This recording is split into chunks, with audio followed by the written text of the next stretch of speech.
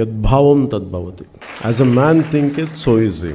నువ్వు ఎలా ఆలోచిస్తే అలా తయారవుతావు. మతి ఎంతో గతి అంతే.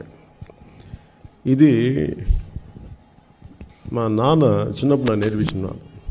నేను అనుకున్నాను, నాన్న ఏం చేయాలి బ్యాండ్ అంటే నీ ఆలోచనలు అలా ఉండడం అలా తయారవుతాను. So most cautious thing you have to be.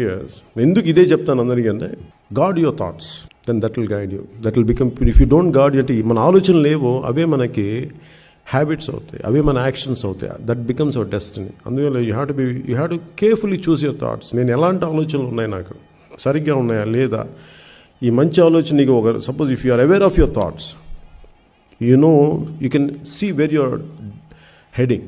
నీ డెస్టినీ ఎటల్తో నీకు తెలుసు. ఉన్నతమైన ఆలోచన ఉంటే ఉన్నతమైన జీవితం, దిగజారుడు ఆలోచన ఉంటే దిగజారుడు జీవితం. అంతే, దానికి దట్ క్లియర్. అందుకనే యద్భావం తద్భవతి అనేది ఎంత ఉన్నతమైన కోట్ అంటే దాన్ని తీసుకుంటే